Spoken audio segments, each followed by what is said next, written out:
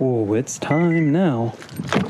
This car's gonna get it real good. So finally, the time has come to solve one of the biggest problems I have with this car. And that's the just tremendous amount of over-engineering Hyundai has put into the induction system of this car. Meaning, you hear no good turbo sounds. This is being changed out for something that hopefully is going to not only give me more turbo sounds, but give more power too. I need to get all I can get out of this little 1.6. And this is going to be one of the very important parts to get me there. That's in these boxes right here. Going over these parts, I've been waiting for this part right here. We'll get to this piece in a second, but this part here, I showed you all in a previous video that it came in. This is the most important part of this whole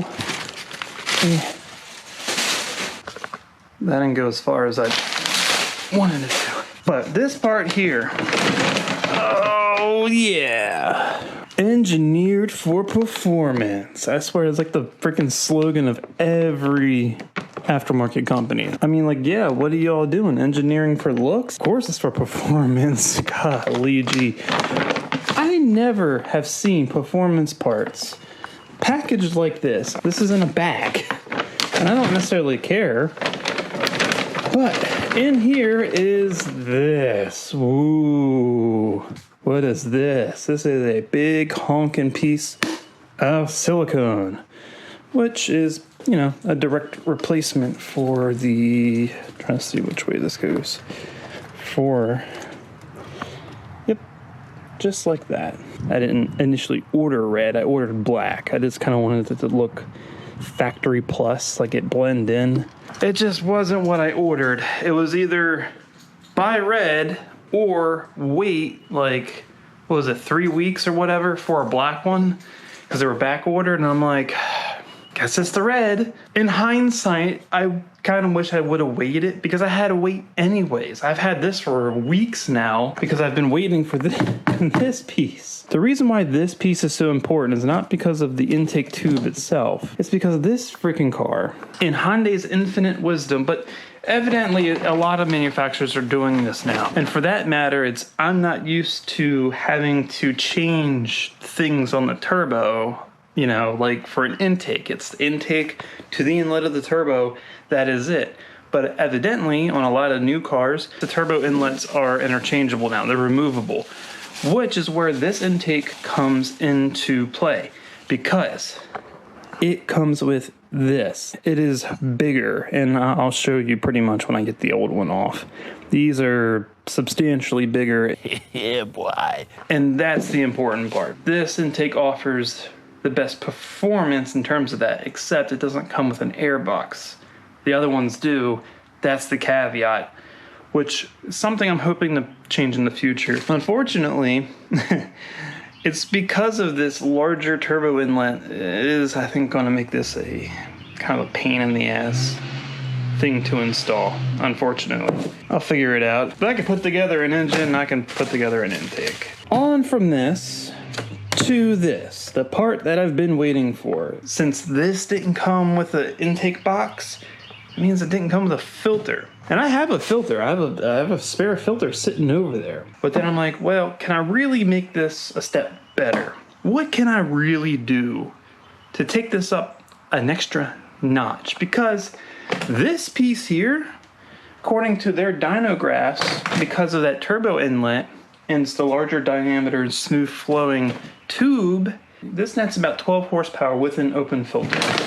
It's like 8 without open filter in a stock airbox. 12's not bad, bolt-on horsepower, but I think we can make it better. And that's when I got this crazy freaking filter. Get on there. Oh, yes. Look at this monstrosity. This thing is huge. Don't let it fool you. It is not a standard air filter. Oh no, this one's got a nice party trick to it. Let me show you what that is. When we separate the two pieces, of course, you have your air filter here, but this isn't what makes this intake special. It's actually this piece here. So if I flip this over Oh, yeah. See, that's what I'm talking about. This is a very special kind of air filter. You may have seen them. These have a velocity stack, a velocity funnel, a radius inlet into the filter. So this helps smooth out the airflow into the intake tube. A lot of filters, the silicone inlets are molded to have this kind of radius, but in limited fashion. Look how big that is. Look how much, and look how smooth that transition is. And out of all these different ones, there's a bunch of different brands of these. I chose this one because this is plastic. The other ones, a lot of them are made out of aluminum. I chose plastic because, one, for an OEM application, heat soak. Plastic doesn't heat soak as much as metal. Two, this one is dimpled. Turbos need airflow, and this is going to give all of it. This definitely won't be a choke point. I just hope it fits. Now looking at it, I guess that's going to have to be angled down more. That's a big filter. We'll figure it out. Now I'm wondering if that's really going to be right or not. Enough of that. I gotta start getting to work on removing the factory intake, which isn't too much. This isn't the problem. It's the removal of that turbo inlet and the installation of the new one is the problem. So, yep, let me get to work.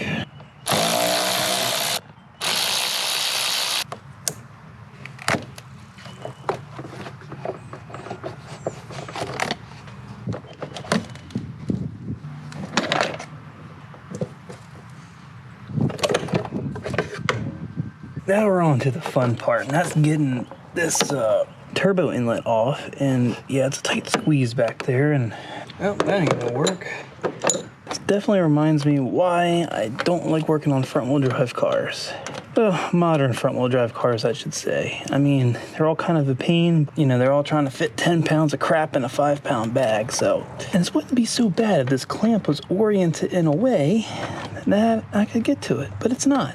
It's one thing I do miss about the Mustang, you know, being the EcoBoost 4-cylinder and a whole lot of area under the hood made it super easy to work on.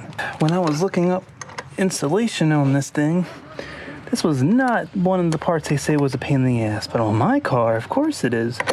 One clamp is an absolute menace. It's this clamp right here, man. I just can't get to it.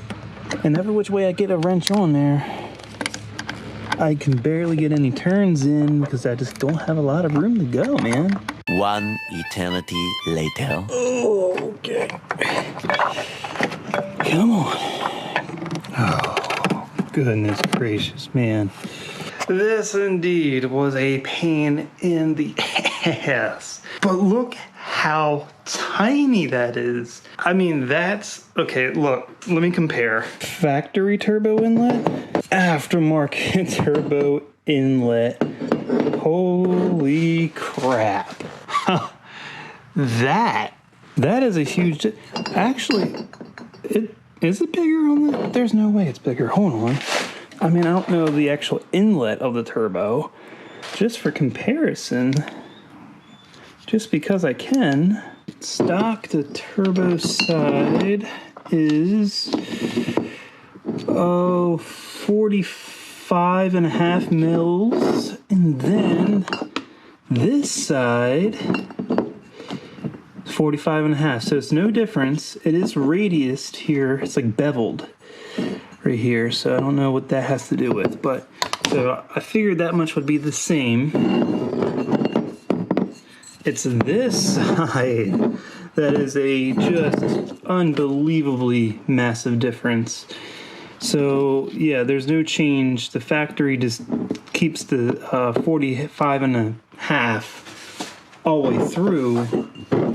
And this one goes 66.2, which is 2.6 inches. So over 2.5 inches inlet, 45. That's a big difference in diameter. So, and just the casting difference, it's a lot smoother transition. So I see how this makes a difference now, because from my understanding, most of the power from this kit comes from this piece alone.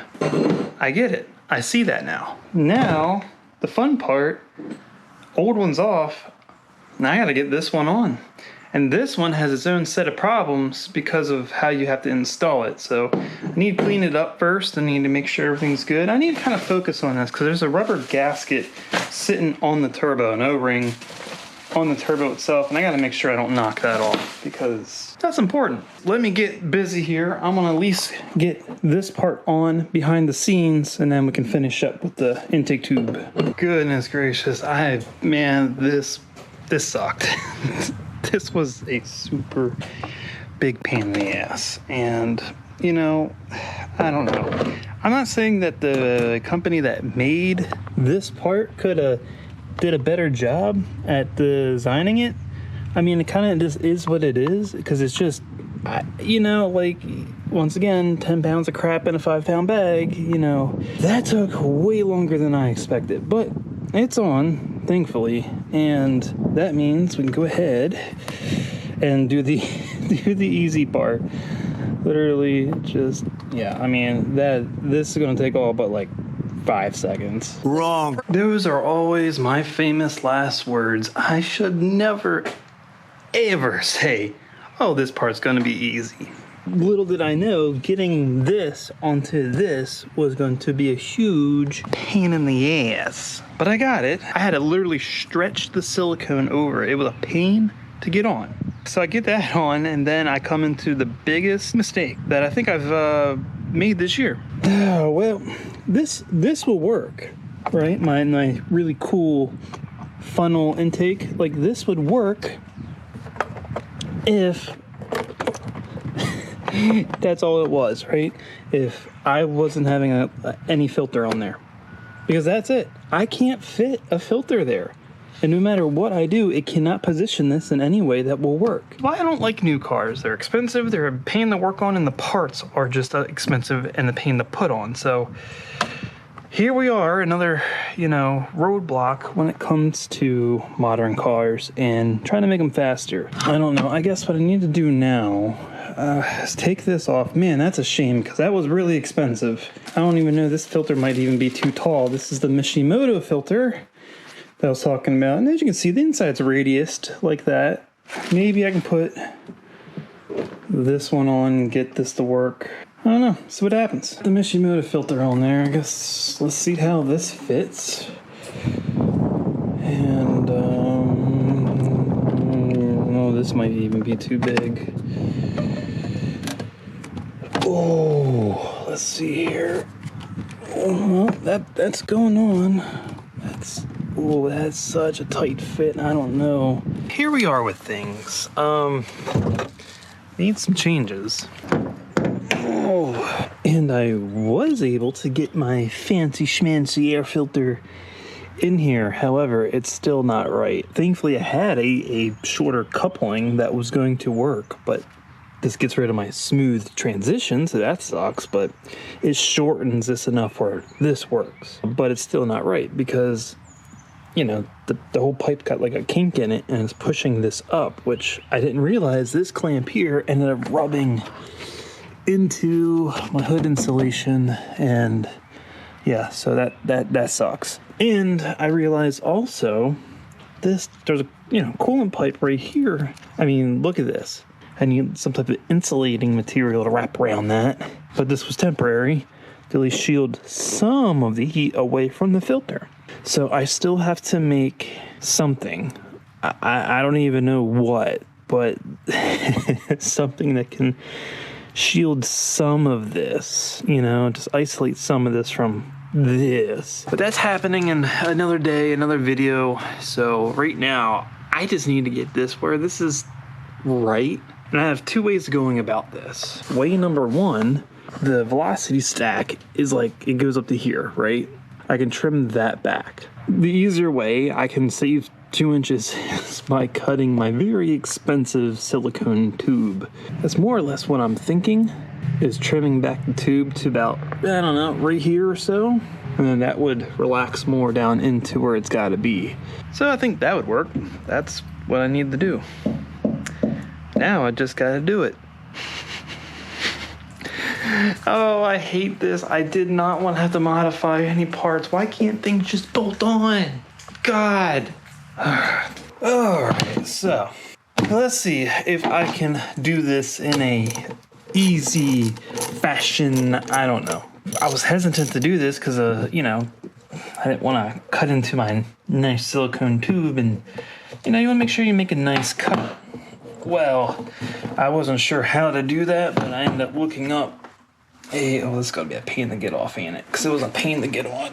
Okay, there it goes. So I was actually looking up a trick on how to cut silicone tubing like this straight. And we're going to see if that works. And that was basically taking a clamp, which is on there anyway, and using it as a cutting guide. Okay, I mean, that looks pretty straight to me. So now, oh God, this breaks my heart. So let's crank it just a little bit to help make sure it don't move. So now I just get a cutting tool, and oh, this is going to kill me. Hopefully this works. But you essentially get down in there and you use the clamp as like a fence, a cutting fence, to ride the blade against. Oh. Well, I mean, is it perfect? Nope, not at all. Will it work? Abso-freaking-lutely.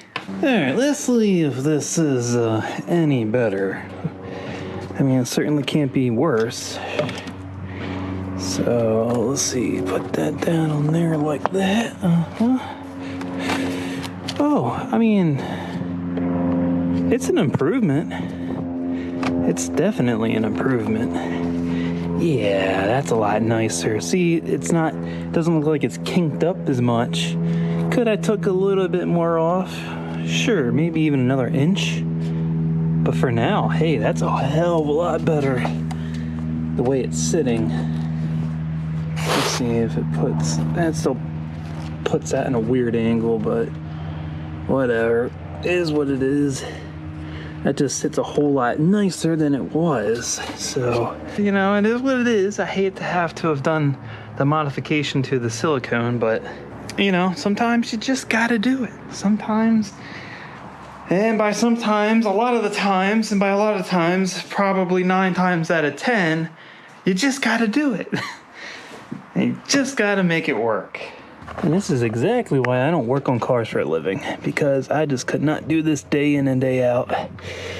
I'd question my sanity more than I already do.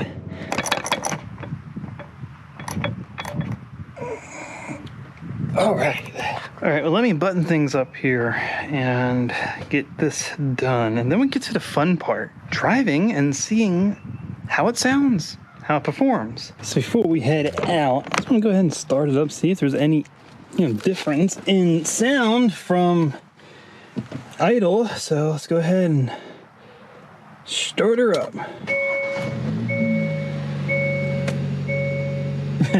No, there is absolutely no difference in sound. Guess I'm just gonna have to actually get in the throttle and get in the boost. Hopefully then I'll have sound. And you might be asking, well, why didn't you do a before sound clip? Like, get the sound of the car before you put it on. Like, maybe we want to see the difference. Trust me, this car has no induction noise whatsoever.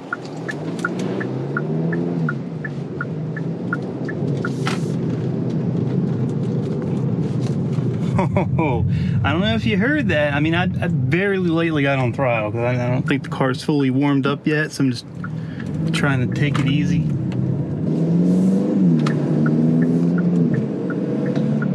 Oh, there's definitely sucking noise going on now. Oh, that's great. Oh my goodness. Hold on, let's see if you can hear it. Let me just...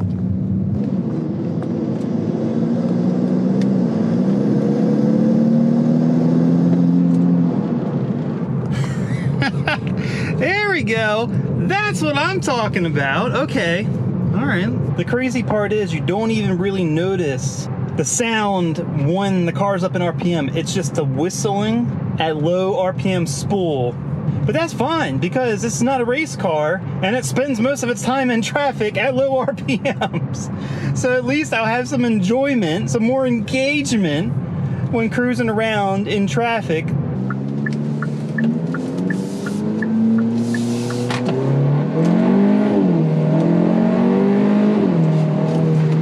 Okay, no, there's definitely more induction noise at full rip. It's more throaty sounding, that's for sure. I don't know how clear that came up, but it was definitely different. Oh man, I'm gonna have to get some outside clips real quick and see what this sounds like. I'd just be curious to know how it sounds on the outside of the car.